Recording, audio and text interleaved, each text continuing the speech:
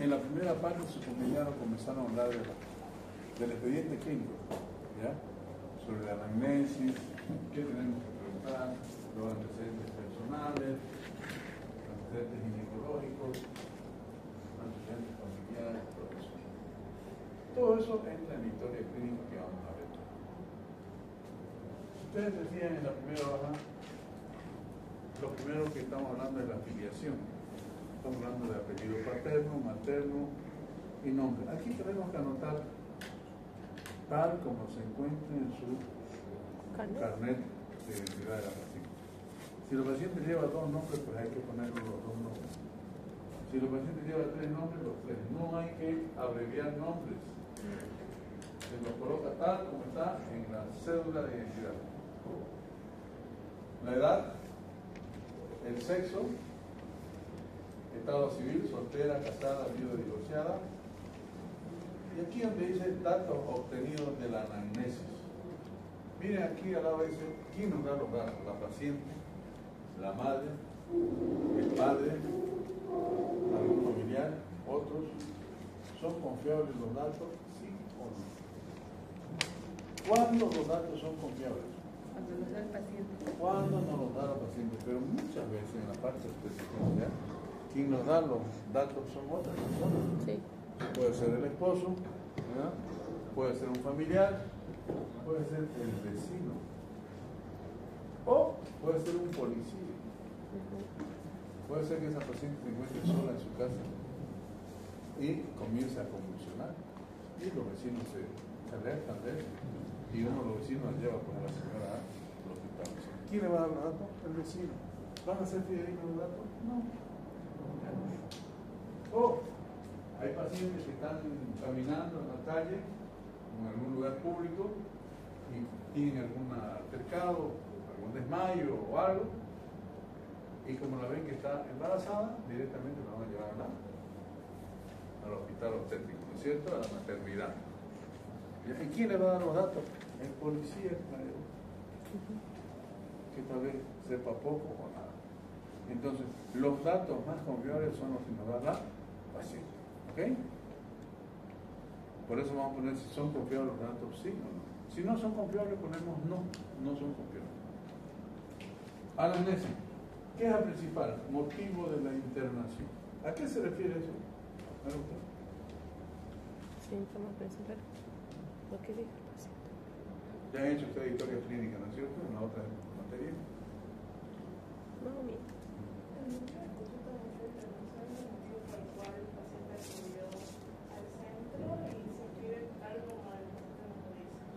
Exactamente, ¿no es cierto?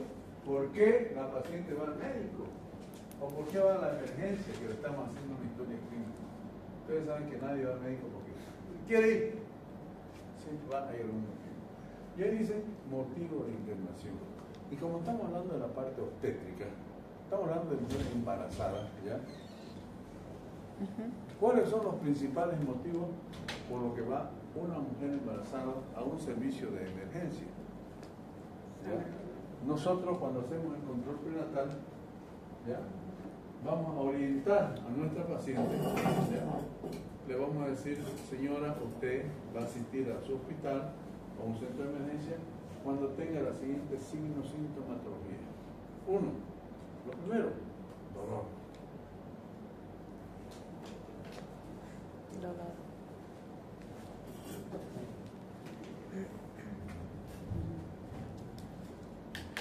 Dolor.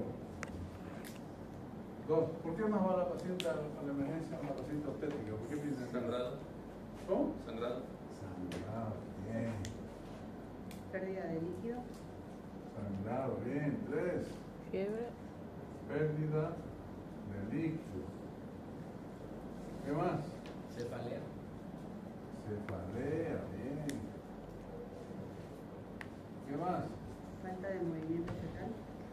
Falta de movimiento fetal. ¿Qué más? Traumatismo. Traumatismo.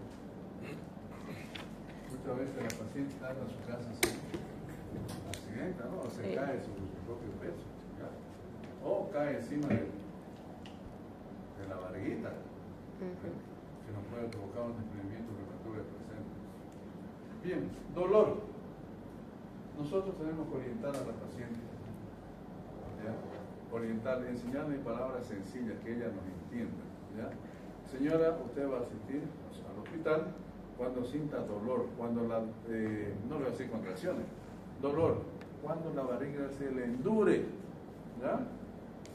Uno le explica cómo va a haber se le va a endurecer, usted lo va a sentir dura y va a sentir un dolor. Eso se llama una contracción.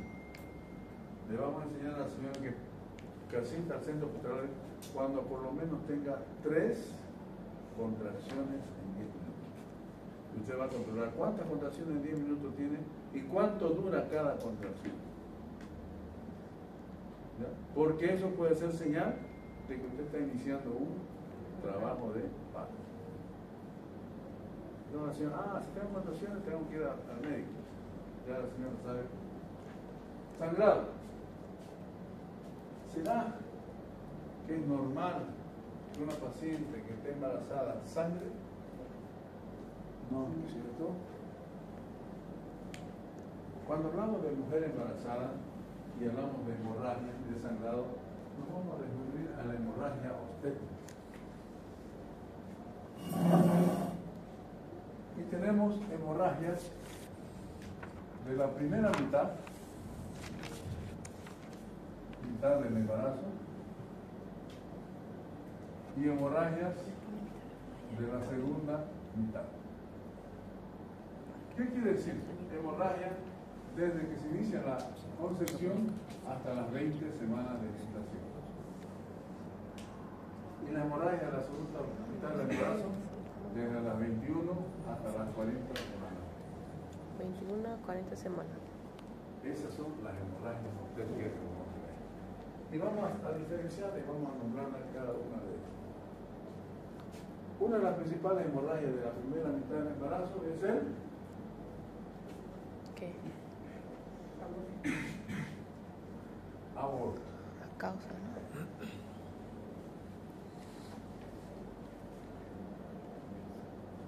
¿Usted qué será el aborto? Sí. El embarazo interrumpido. ¿Mm? Un embarazo interrumpido que puede ser provocado o dado de manera Ya, espontánea. las causales no me interesan, pero ¿qué es? Sí. El concepto.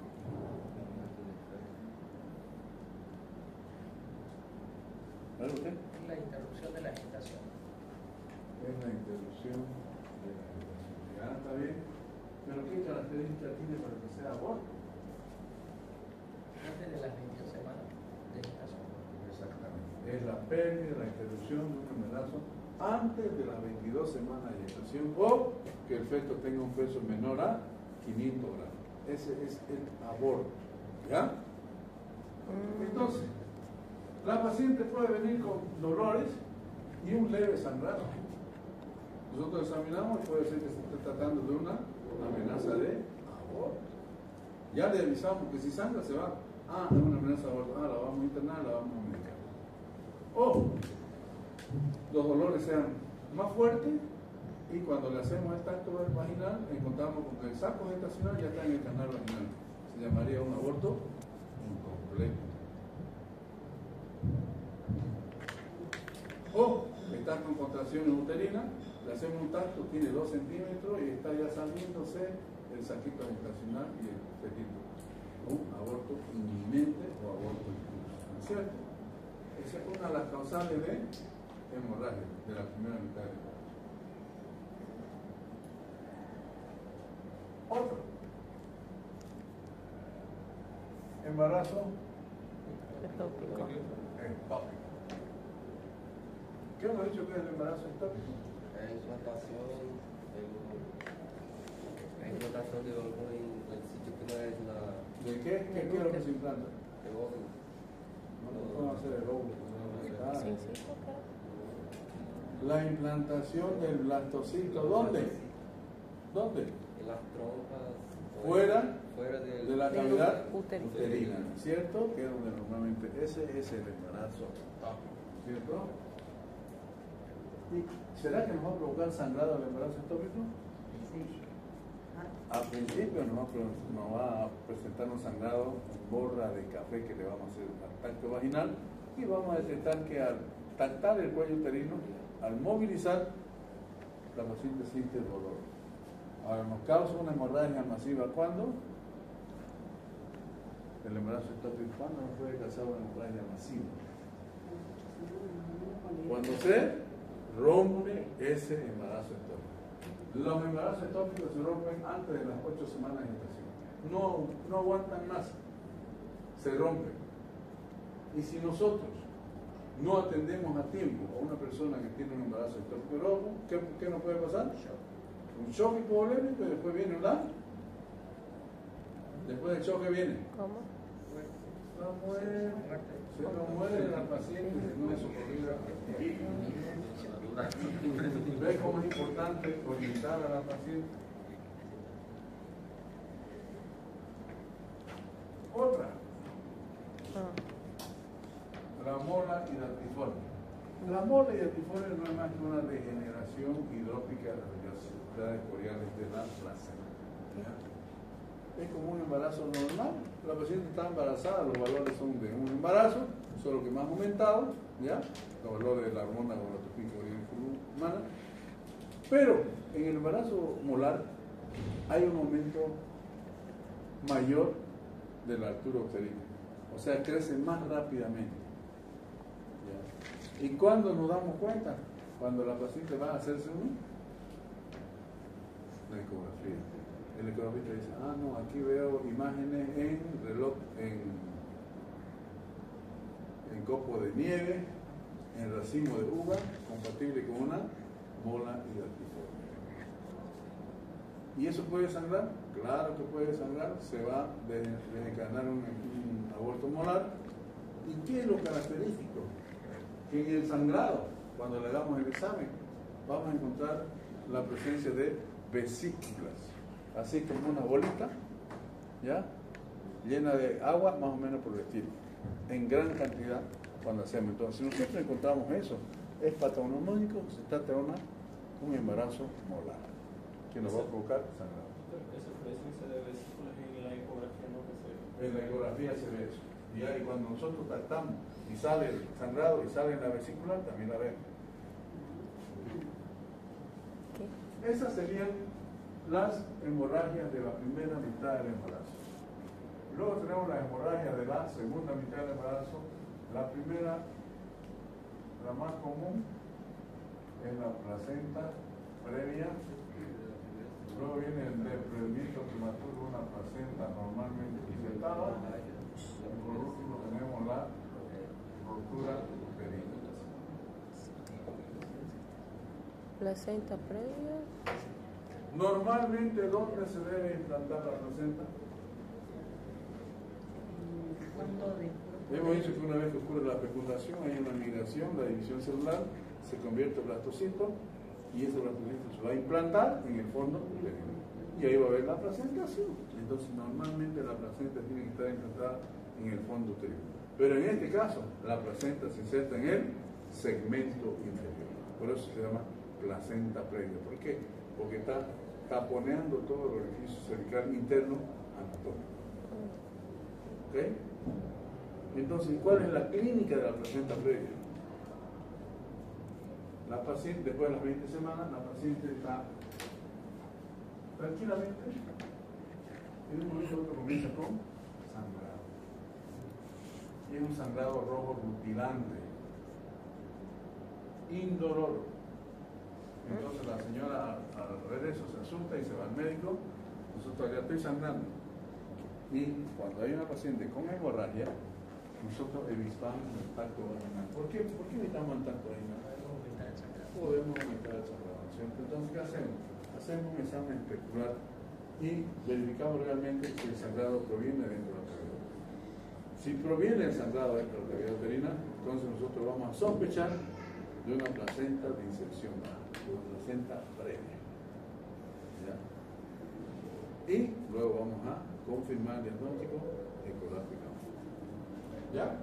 Lo característico de la placenta previa es que es indolora. No duele, la paciente no tiene nada. Solamente hay el sangrado y no siente ningún dolor, no siente nada. ¿Ok? Eso ocurre después de las 20 semanas de gestación. Toda hemorragia de la segunda mitad del embarazo, indolora, hasta no demostrar lo contrario, se trata de una placenta de inserción baja o placenta previa. ¿Ok?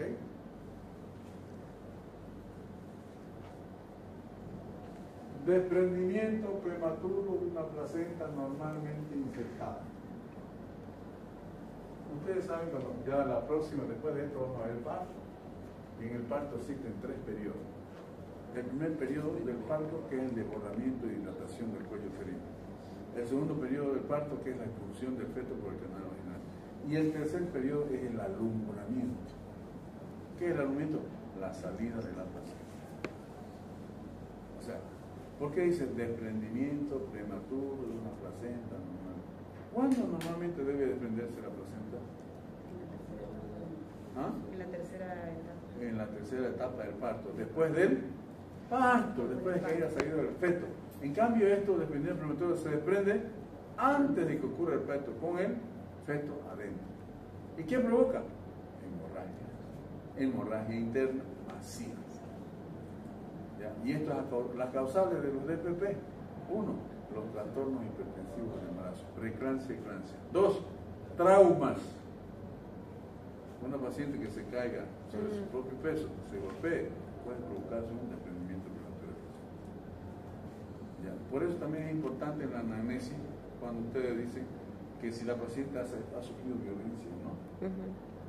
Muchas veces la pareja le dieron un chutazo en la barriga de la paciente y la paciente viene y dice me caí y le ha provocado un DPP, que ha muerto el feto y hubo un útero cubalier, la paciente perdió el feto y perdió el útero, pero ella no dice que el tipo la agredió, ¿no es cierto?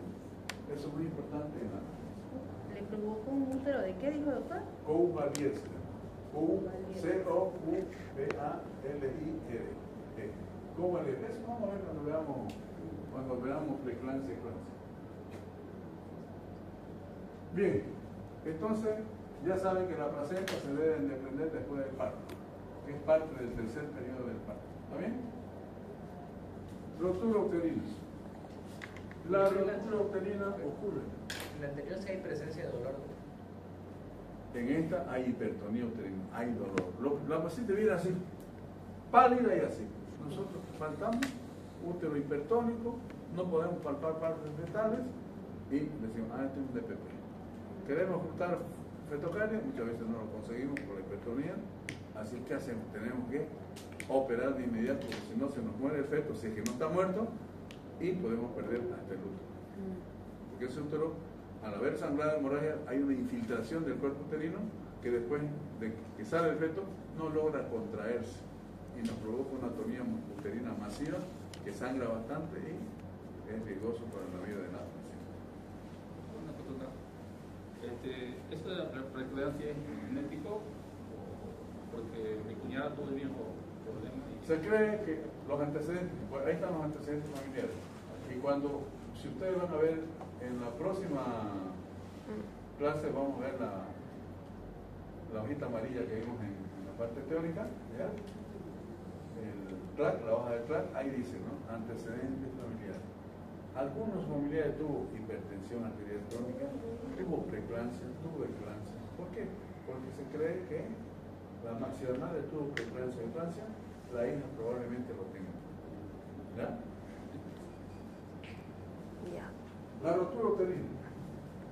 La rotura uterina generalmente ocurre en pacientes que llevan un trabajo de parto prolongado por un feto grande.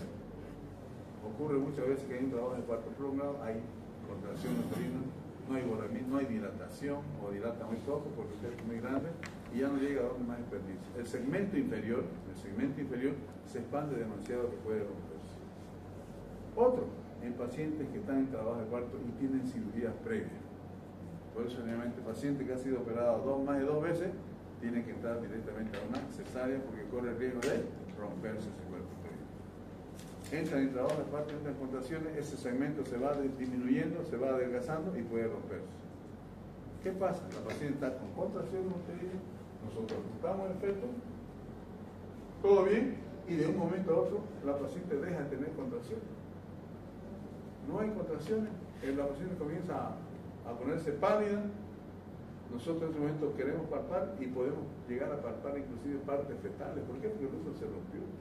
La paciente se nos está choqueando. ¿Qué hacemos? Tenemos que entrarnos de emergencia a una cirugía, a la aparatomía, para tratar de salvar ese útero, porque el feto generalmente ya lo pillamos mal. Entonces, esa es una hemorragia obstétrica. Después existe otra, la hemorragia postparto, pero eso es después del parto. Esas son las hemorragias obstétricas por las que la paciente puede acudir a un centro hospitalario. O sea, ustedes están de guardia, son obstetras, les va a llegar todo ese tipo de cosas. ¿Ok? Y eso es una causal de internación. Doctor, y en este caso de la rotura uterina hay mucho dolor, ¿no? El dolor cesa, ya no hay contracción. Después que no hay la el útero se abre. Antes de romperse hay contracciones. Una vez que se abre el útero, las contracciones cesan. ¿Por qué? Porque el útero está partido. Y nos damos cuenta por eso. No puede ser que está la contracción de la circunstancia. Está menos pálido. Bien. Historia de la enfermedad actual. Esto se refiere a cuándo iniciaron esos dolores. ¿Cuándo inició ese sangrado? ¿Cuándo inició esa pérdida de líquido? Ah, no, pues todavía no. Estoy adelantado. Dolor, sangrado, pérdida de líquido. ¿Es normal que la paciente pierda líquido? No.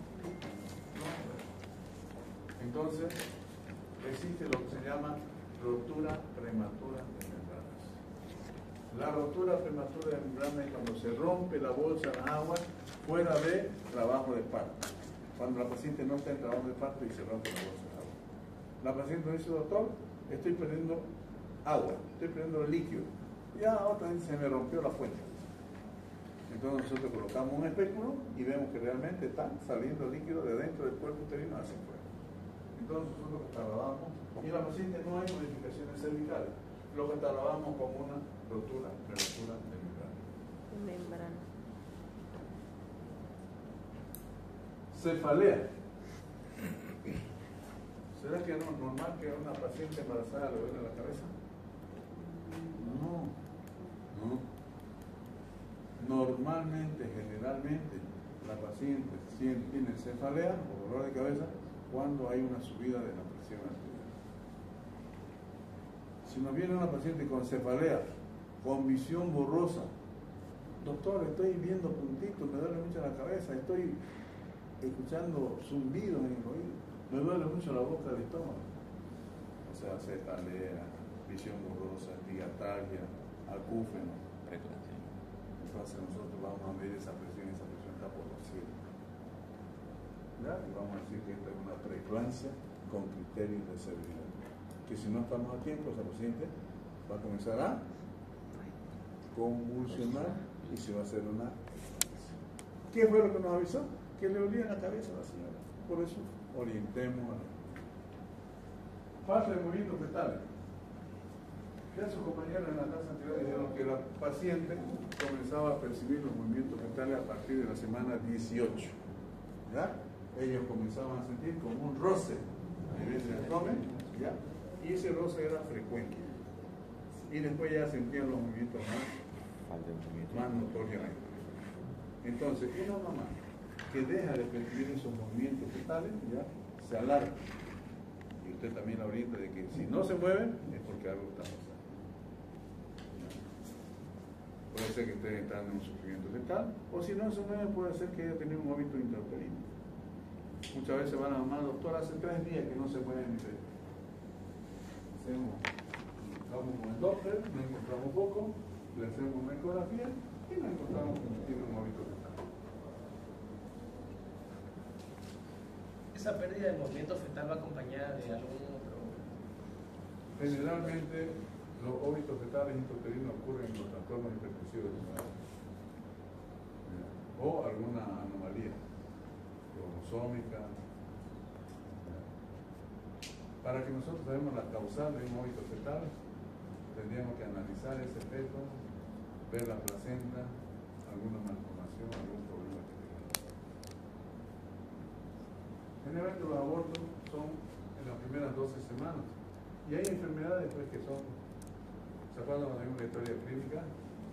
Ah, no, todavía no hemos visto eso. Hay patologías que son provocan aborto, toxoplasmosis, la rubiola, producen aborto, para repetir. Sabemos la causa, pero no la tratamos. Y después, los traumas también ya le explicamos qué puede pasar en un trauma, ¿no es cierto? Puede haber un golpe a nivel del abdomen y puede provocar un desprendimiento prematuro de placenta, que también es un motivo de internación. ¿Ya? Bueno, historia de enfermedades de parto. Como les iba diciendo, cuando le comenzó el sangrado, le comenzó a las 12 de la noche, comenzó el sangrado, fue primero leve, después aumentando. Y vine recién ahora porque no había quien me traiga. Y nosotros vamos a relatar tal y como fue en la historia de esa enfermedad. Pérdida de líquido. Comencé a perder líquido a tales horas, primero en pequeña cantidad, después aumentando. Y estoy perdiendo líquido de tales horas. ¿Por qué es importante saber el horario de cuándo comenzó a perder líquido? Se supone que fue una rotura prematura de membrana.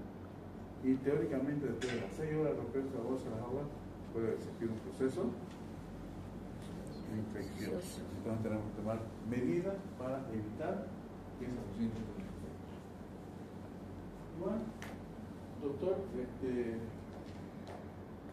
primero pues, comencé a sentir dolor de cabeza, luego comencé a ver medio borroso, después empecé a escuchar ruidos, y luego un dolor en la boca de mi estómago, la cronología de cómo pasó. Todo lo pasó. Antecedentes patológicos. En los antecedentes patológicos se refieren a todas las enfermedades que ha tenido la paciente. ¿Ya? Tratamientos médicos, cirugías realizadas. Por ejemplo, puede ser que le haya dicho, doctor, yo soy 2 o 3 veces operada de cesárea. Ya entonces sabemos que tiene 3 cesáreas anteriores. Pues su parto ese va a ser cesárea o va a ser parto normal cesárea. Pues no le vamos a hacer un parto normal, ¿no es cierto?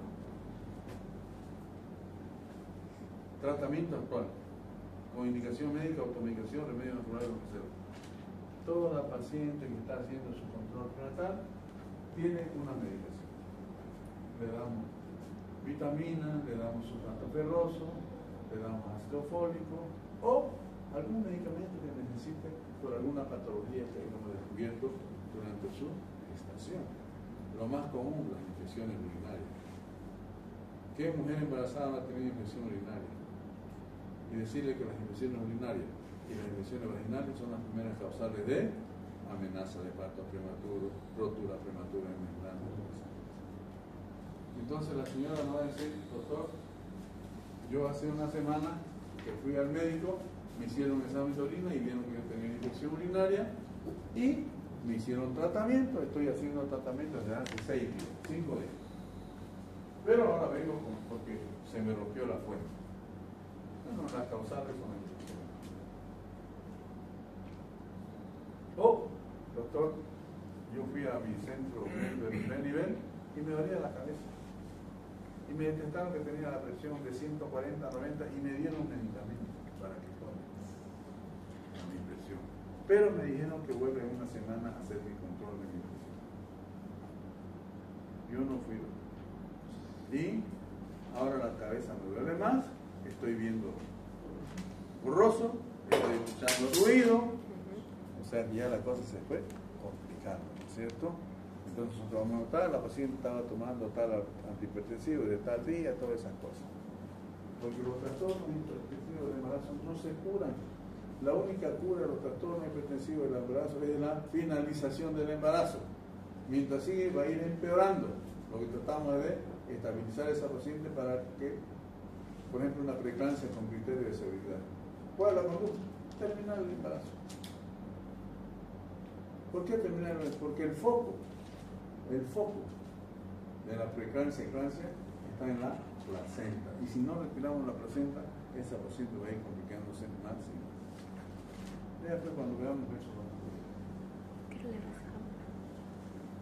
Antecedentes personales no patológicos, alimenticios, eso ya lo han visto ustedes en las otras historias clínicas. Hábitos, aquí los hábitos de cocina, Para el tratamiento, una pregunta antes que me olvide. ¿Cómo? Para las crisis hipertensivas en el embarazo, ¿qué se le da para el paciente, la paciente? A ver, tenemos que hacer diagnóstico primero. Sí, ¿Ya? exacto. Los trastornos hipertensivos en embarazo, uno, tenemos una hipertensión crónica, es una paciente que ha tenido que tiene hipertensión antes de estar embarazada o que la descubrimos en las primeras 20 semanas. Dos, tenemos la hipertensión gestacional, que aparece después de las 20 semanas de gestación, pero esta no tiene proteinúria. Después tenemos la preeclampsia, esta sí, hay una elevación de la presión arterial de 140-90 y existe proteinúria.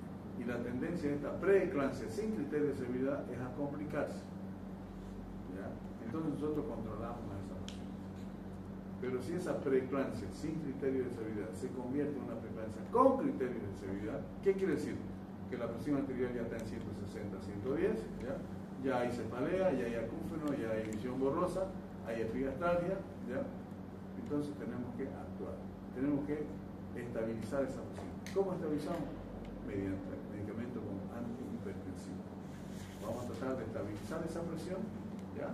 En las primeras 12 horas, esa presión normalizarla a 140-90 máximo. No podemos bajarla más porque podemos provocar un óbito fetal. O dos, tenemos que dar anticonvulsivantes. Tenemos que prevenir la eclampsia, prevenir, porque esa paciente el próximo paso es que no convulsione, prevenir la eclampsia y después terminar esa eclampsia. Esa es la. Doctor, ¿cuál es el fármaco que se le da en caso de hipertensión y embarazo? Creo que es el alfa-metilol para... Bueno, nosotros casi no utilizamos. Hay el nifedipino, ¿ya? Que es lo más. El alfa-metilol lo utilizan en los primeros niveles. El alfa-metilol es más indicado para la hipertensión crónica. Pero nosotros en el hospital no utilizamos. Nosotros utilizamos otros medicamentos, como ustedes, la betalol, utilizamos el nifedipino. Nifedipina, entonces. Ya, entonces hábitos. Miren ustedes, ¿será que es bueno que una mujer embarazada fume? No. ¿Será que es bueno que beba? No. ¿Será que es bueno que utilice droga? No. Pero hay un paciente que lo hace, ¿cierto? Entonces nosotros tenemos que preguntarle si fumó, si bebió en el primer trimestre, segundo trimestre, tercer trimestre. Porque eso puede provocar, uno, anemia, niños de bajo peso, prematurez, alteraciones neurológicas sobre todo. Siempre digo, todo eso hospita que hay por ahí es porque la mamá era drogadita o alguna otra cosa. ¿Ya? Por algo es eso. Antecedentes socioeconómicos, si ya lo han visto, antecedentes familiares, aquí va lo que a mí me preguntó. ¿Sí? En la familia existen factores de predicción en enfermedades musculares, eléctricas, neurológicas, psiquiátricas, hematológicas, neoplásicas, cardíaca, gastrointestinal, respiratoria, endógena, renal. ¿Cuáles? Los familiares más cercanos. ¿Cuáles? Padre y madre. De la esposa, de la mujer, de la paciente, y padre y madre de la pareja. Para mujeres, menarquia. ¿Qué es la menarquia? Primera menstruación. Primera menstruación, ¿no? Fecha de última menstruación.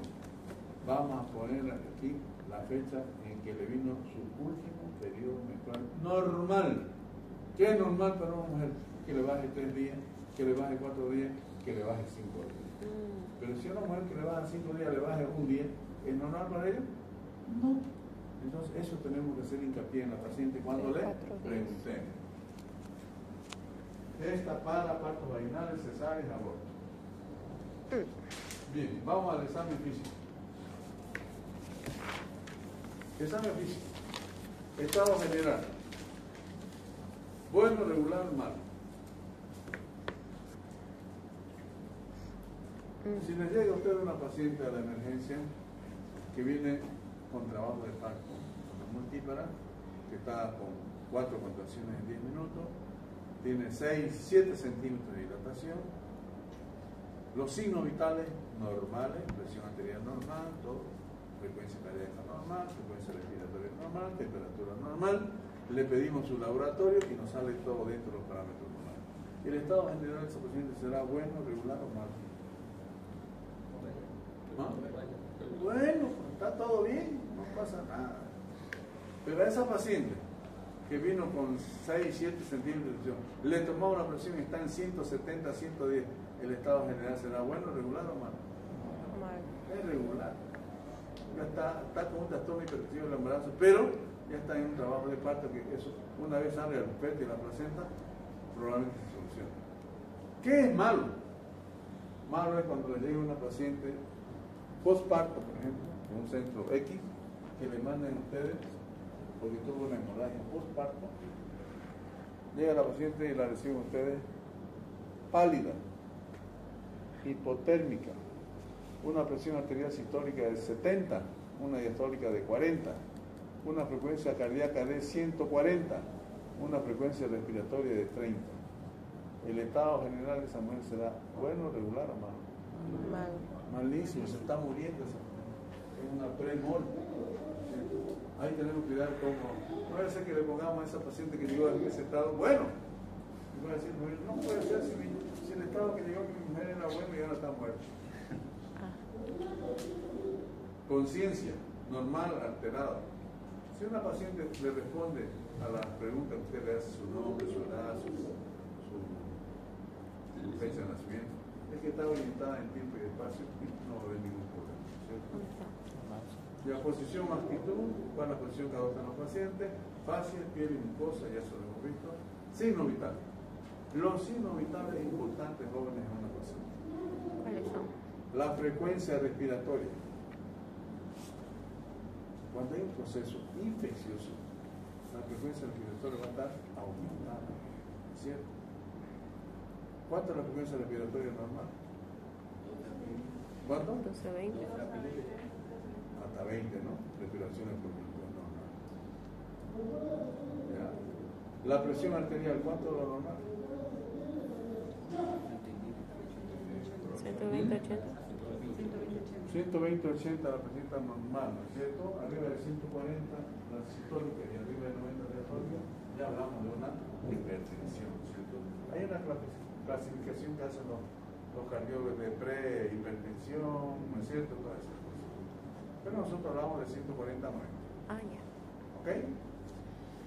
Entonces, ¿y la frecuencia cardíaca cuánto es lo normal? 60, 80. 60 a 100 latidos por minuto. ¿Y la temperatura? 37 grados, ¿no es cierto? Eso es lo normal.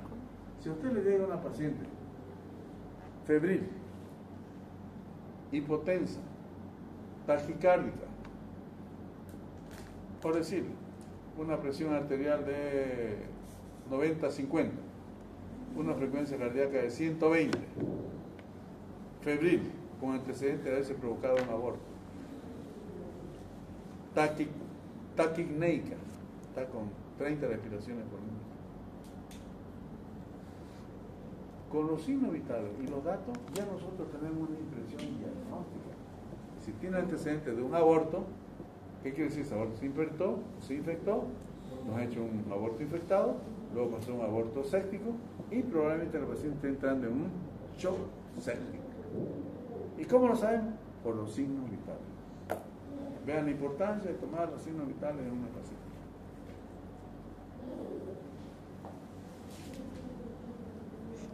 Cabeza, cráneo, cara, ojo, nariz, boca, garganta. ¿Qué examinamos nosotros en la implantación pilosa? Vemos si no hay alguna alteración a nivel de cabeza, ¿no es cierto? Vemos los ojos, vemos la nariz, la boca, la garganta, la dentición. Es muy importante el examen de dentición en la mujer embarazada, porque se dice que el embarazo, la mujer embarazada, aumentan las caries dentarias. ¿Ya? Entonces, si vemos una carie, podemos mandarlo al odontólogo, porque muchas veces los pacientes buscamos un foco séptico y nunca encontramos, porque buscamos en todos lados menos en la boca. ¿Ya? Cuello. Columna cervical, tenemos que ver que en la columna no exista una rigidez, ¿no es cierto? Porque cuando existe rigidez, ¿qué puede pasar? ¿Por qué una nuca o un cuello se pone rígido? ¿Qué caso? Cuando existe un proceso infeccioso, ¿no es cierto? Especialmente en la meningitis tuberculosa, ¿no es cierto? Hay una rigidez del cuello. Muy común.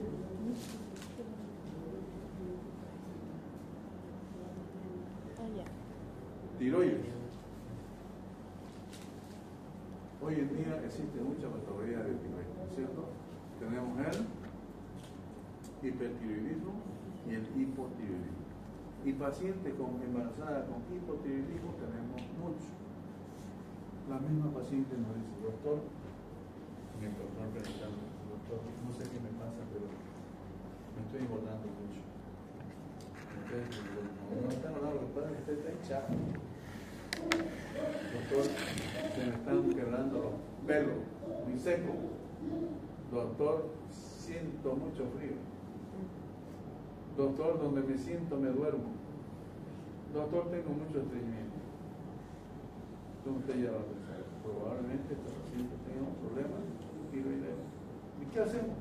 Pedimos un perfil tiroideo, ¿no es cierto? Una TSH, una T3 y T4. ¿Y cómo va a venir el examen en un hipotiroidismo? Ustedes han llevado endocrino, ¿no? ¿Sí? ¿Cómo viene? ¿Cómo está la TSH en el hipotiroidismo? Elevado, ¿no es cierto? Y en el hipertiroidismo, por debajo de lo normal, ¿no es cierto? Entonces, si ustedes hacen un diagnóstico de hipotiroidismo, inmediatamente tenemos que hacerle el tratamiento. No esperemos que venga el endocrinólogo para hacer el tratamiento, lo podemos hacer nosotros, ¿no es cierto? Porque tenemos que tratar a esa paciente y cuidar a ese niño que lleva esto, ¿no es cierto? Porque ese niño puede tener un hipotiroidismo congénito, o lo que también se llama cretinismo, esos niños cretinos que decimos, en causa de un hipotiroidismo congénito. Es por eso que hoy en día han escuchado hablar de la prueba del piecito, la prueba de peciños, ¿ya? Se toma una gota de sangre del pie del niño y se hace un examen para ver cómo está su perfil tiroideo. Si viene con hipotiroidismo el niño, ¿qué hacen los dermatólogos, los pediatras? Inmediatamente hacen tratamiento, porque pueden curarlo al niño. Porque una persona con hipotiroidismo tiene que seguir tratamiento definitivo por toda su vida, ¿ya? Entonces, eso es lo que tenemos que ver nosotros en el control prenatal.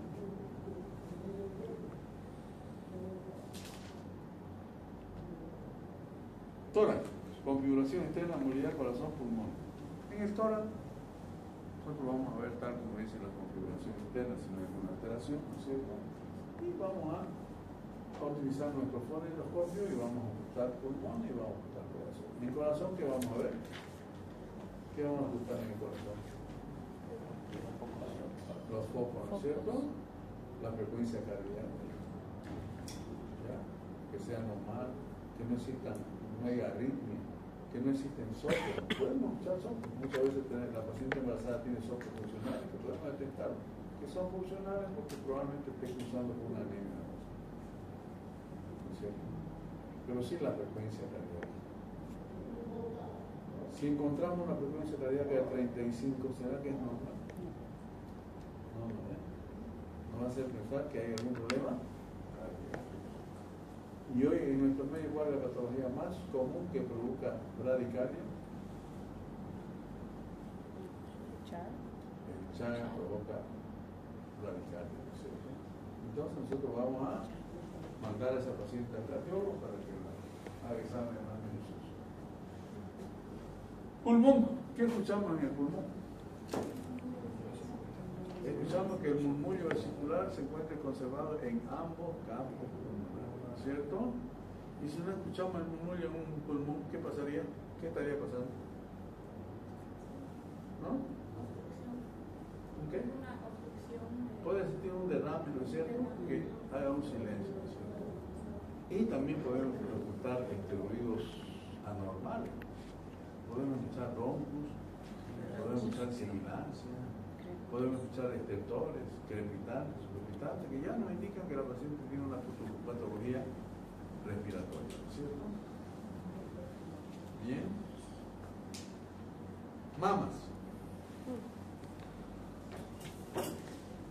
Es muy importante el examen de las mamas de una mujer embarazada, ¿ya?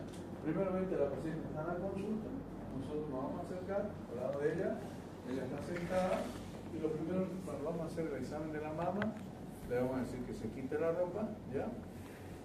Y la parte de encima, tanto la blusa y el sostén y primeramente vamos a hacer un examen de la región axilar. ¿Ya?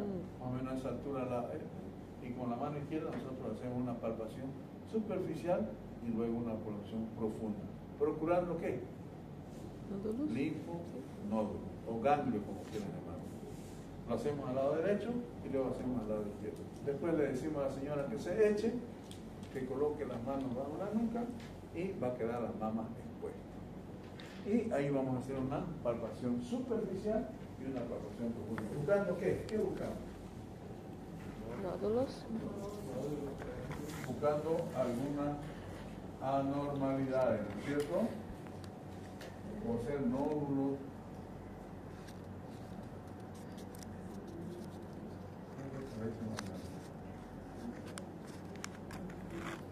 Bien, pero para el mejor estudio vamos a dividir a las mamas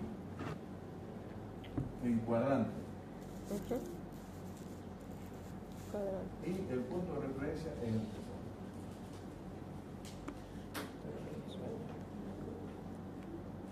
Esta es la mama izquierda y esta es la mama derecha. Por arriba del pezón, este va a ser el cuadrante superior externo izquierdo. Este va a ser el cuadrante superior interno izquierdo. Este va a ser el cuadrante inferior interno izquierdo. Este va a ser el cuadrante inferior externo izquierdo. ¿Bien? Entonces nosotros cuando hagamos la palpación superficial quiere decir que vamos a palpar toda la mama y después profundamente en todos los cuadrantes. Y si encontramos alguna anormalidad en uno de los cuadrantes, vamos a hacer lo siguiente. Por ejemplo, este es el cuadrante superexterno derecho. Hemos encontrado una tumoración. Vamos a decir, es un tumor de más o menos 3 centímetros. Su forma regular. Podemos verlo móvil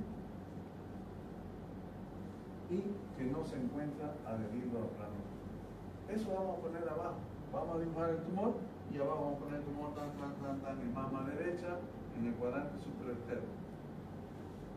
Entonces, esto no quiere decir que estamos ante una patología benigna, probablemente benigna. Puede ser un fibroadenoma o un quiste.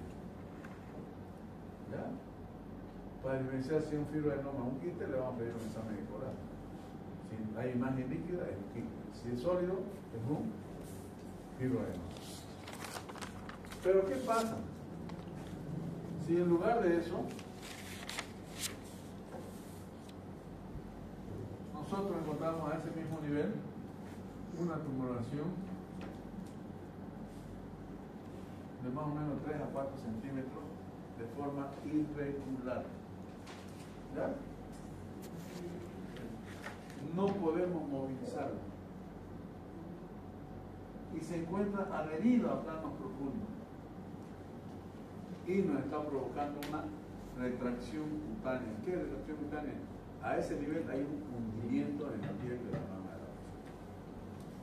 Entonces, con estos datos, nosotros vamos a sospechar de un probable proceso maligno.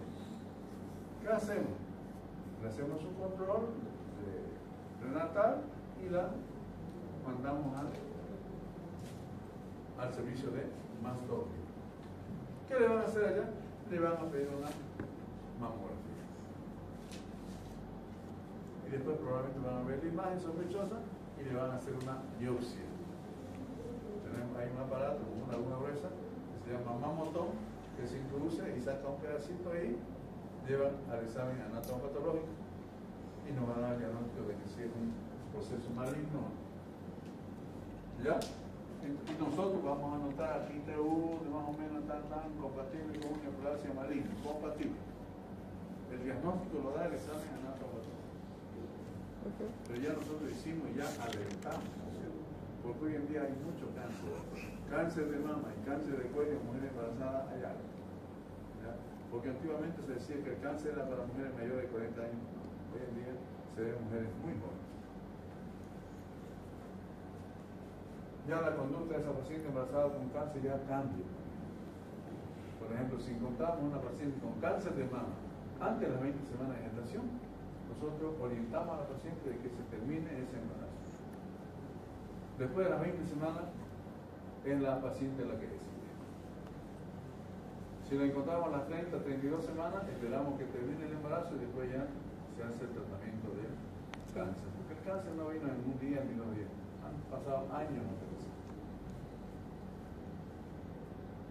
Bien, ¿ven la importancia del examen de mama?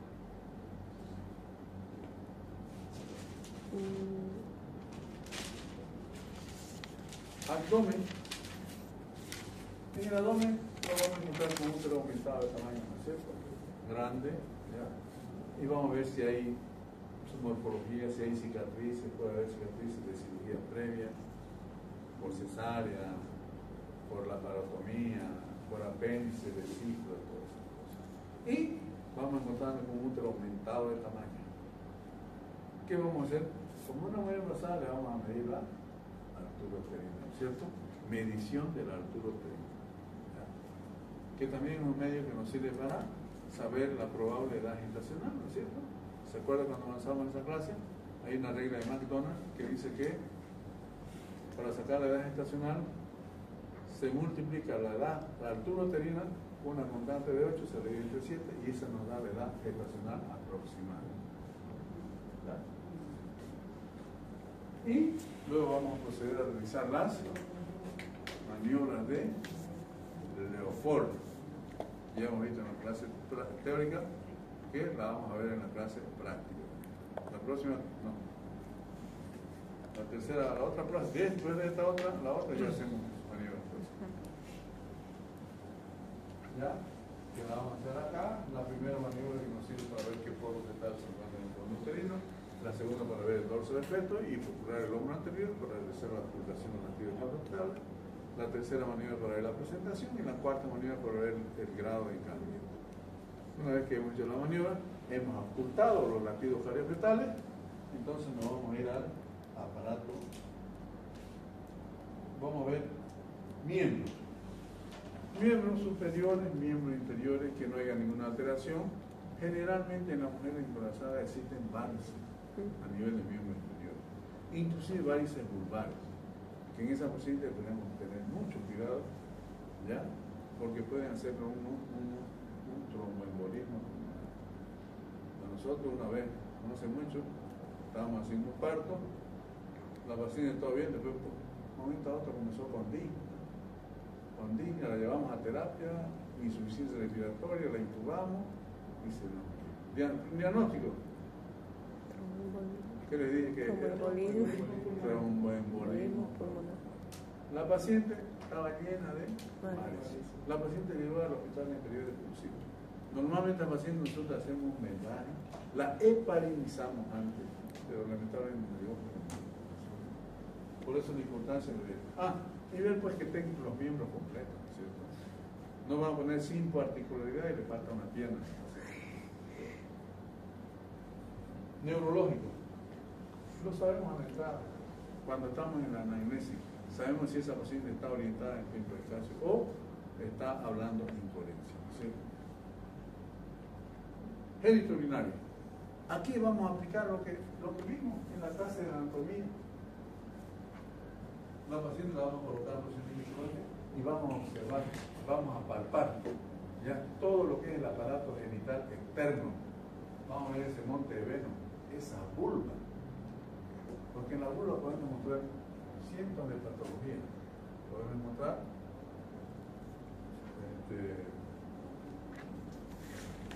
heridas por enfermedades de transmisión sexual como la sífilis. Podemos encontrar herpes genital. La paciente dice: doctor, tengo una picazón y me han aparecido una bolita de vesícula. Nosotros vemos monte de vesículas en fila compatible con herpes genital. Doctor, tengo una bolita en parte, dice. Cuando vemos, son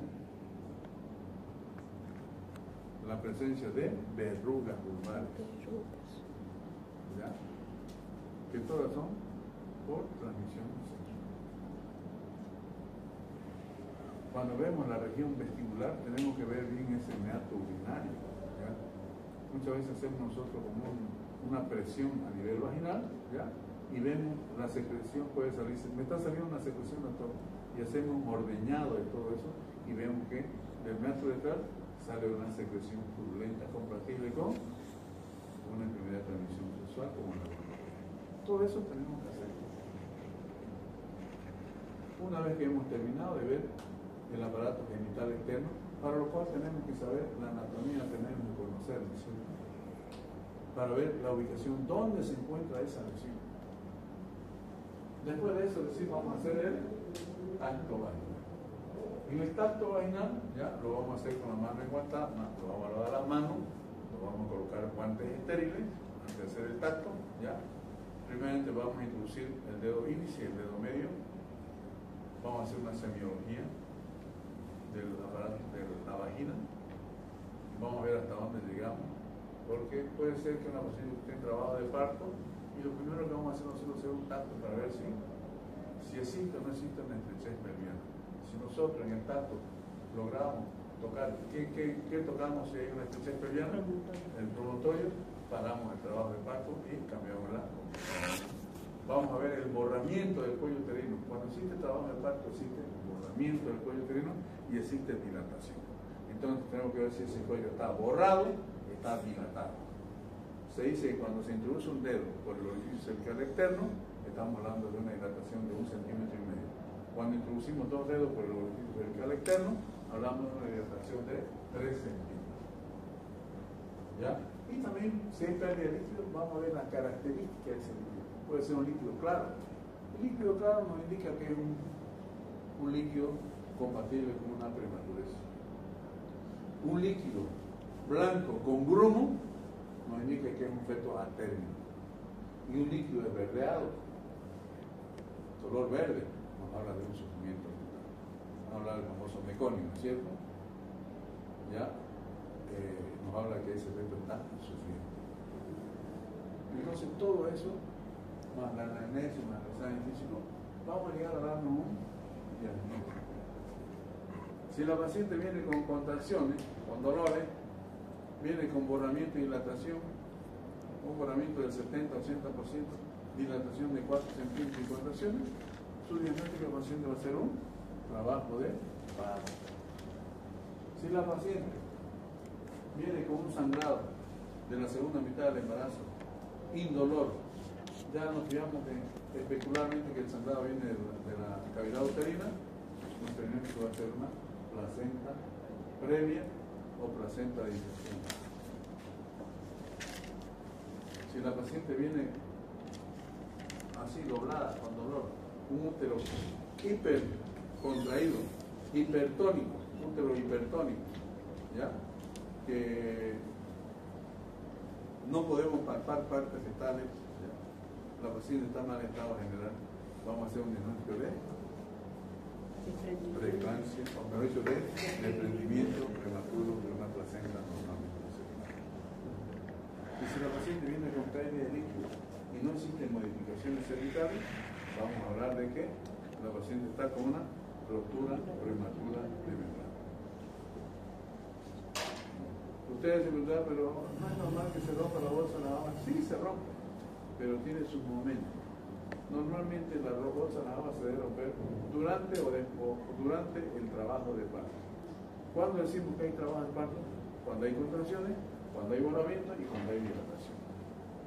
Cuando la bolsa de la agua se rompe, cuando la paciente está en trabajo de parto, se llama ruptura precoz de membrana.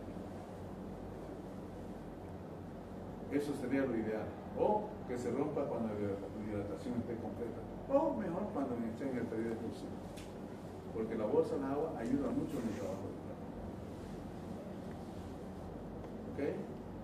Si la paciente le llega a usted, diagnóstico va a ser, en este caso, ruptura prematura de membrana. Si la paciente le llega a usted con cefalea, visión borrosa, y ya vimos que la presión arterial está elevadísima, Ya vamos a hacer el diagnóstico de preeclampsia con criterios de severidad. ¿Cierto? O la paciente viene porque no se mueve su hijo o su feto. Nosotros le hacemos un Doppler, no encontramos, le hacemos una ecografía y nos encontramos con que no existe vitalidad fetal. Entonces vamos a decir óbito intramural. Y muchos otros diagnósticos puede decir, depende de la clínica. Esto es un diagnóstico presuntivo que nosotros hacemos. Entonces aquí acabaría esta parte de la historia clínica. La segunda parte de la historia clínica es la hoja del CLAP. La hoja del CLAP la vamos a ver en la próxima clase, el próximo lunes, ¿ya? Es esa hojita amarilla que mostraron sus compañeros en la clase, es esa misma. Claro que un poco variada, ¿no? Porque la que utilizamos ahora es la más moderna. Ya.